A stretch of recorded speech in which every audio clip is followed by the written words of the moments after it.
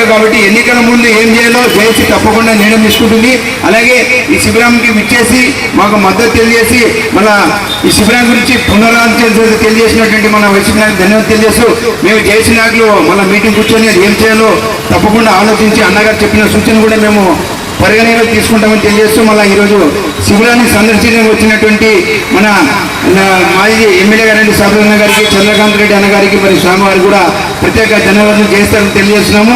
ఎందుకంటే ఎప్పుడైతే ప్రజల పక్షాన ఏ పార్టీ అయితే ఉంటుందో తప్పకుండా ప్రజల్లో విజయం సాధించడానికి అవకాశం ఉంటుంది. కనుక ఏ ప్రభుత్వం అయితే మాకు మద్దతుగా ఉండి రేపు మీరు జిల్లా ఇస్తామని చెప్పి తెలియజేస్తారో వారికి మేము ప్రత్యక్షంగా ప్రచారం చేసి ఆ క్యాండిడేట్లకు మద్దతు తెలియజేస్తామని ఈ సందర్భంగా తెలియజేస్తున్నాము.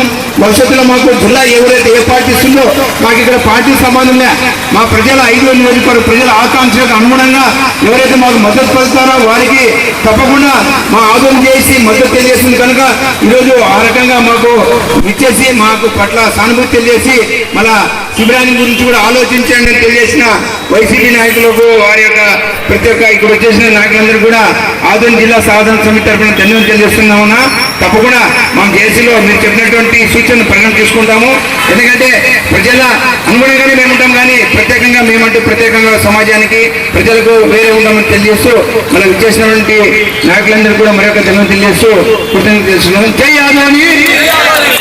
జిల్లా ఆవశ్యకత గురించి చెప్పనవసరం లేదనుకుంటున్నా. 5 నియోజకవర్గాల ప్రజల్లో 15 ఏళ్ల నుంచి 80 ఏళ్ల ముసలివారి వరకు అడిగినా కూడా జిల్లా ఎందుకు కావాలనేది చెప్తారు.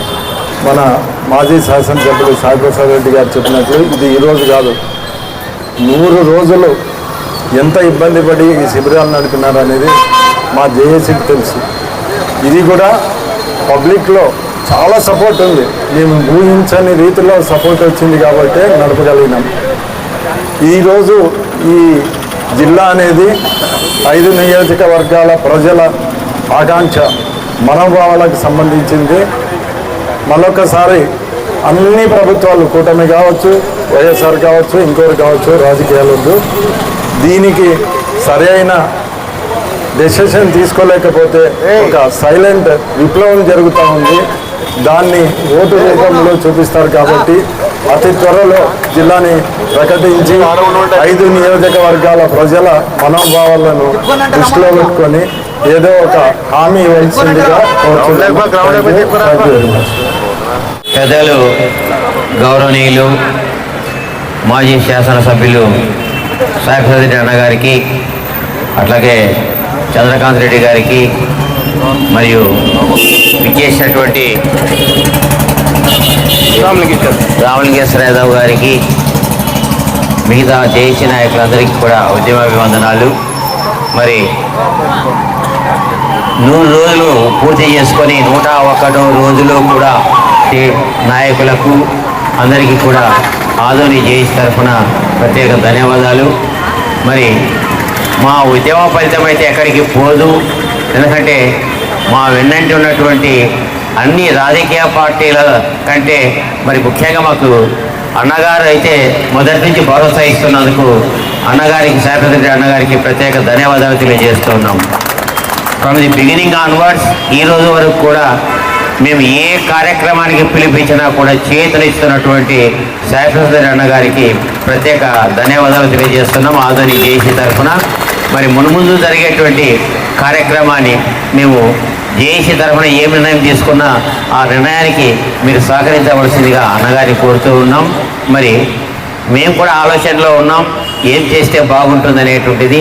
ఇప్పుడే జేఏసీ నాయకులందరూ కలిసి మాట్లాడుకొని ఏం చేయాలనేటువంటిది ఆలోచిస్తాం. కాబట్టి ఆ పంతాలో ముందుకు పోతామని చెప్పేసి తెలియజేస్తూ, మరి తప్పనిసరిగా అన్నగారు చెప్పిన మాట ప్రకారం మరి కూటమి ప్రభుత్వం ఇస్తే మంచిదే, ఇంకా టైం ఉంది. కూటమి ప్రభుత్వం ఇవ్వకపోతే మాత్రం తప్పనిసరిగా వైఎస్ఆర్ గవర్నమెంట్ నుంచి తప్పనిసరిగా మాకు ఆదోని జిల్లా తెప్పిస్తానని చెప్పి మాట ఇచ్చినందుకు అన్నగారికి ప్రత్యేక ధన్యవాదాలు తెలియజేస్తూ ఉన్నాం. మరి కార్యక్రమం విజయవంతం కావాలి, ఆదోని జిల్లా రావాలి అంటే అన్ని రాజకీయ పార్టీలు ఏకతాటిపై వచ్చినప్పుడే సాధ్యమవుతుంది. అయితే ఏ పిలుపు ఇచ్చినా కూడా మాకు వైఎస్ఆర్ పార్టీ తరఫున మొన్న జనవరి 24వ తారీఖు బంద్ సందర్భంగా అయితే మంత్రాలయంలో బాలనాగరెడ్డి గారు మాధవరంలో 1.5 గంటల సేపు వాహనాలను బంద్ చేసినటువంటి ఘనత మరి అక్కడ బాలారెడ్డి గారికి ఉన్నది.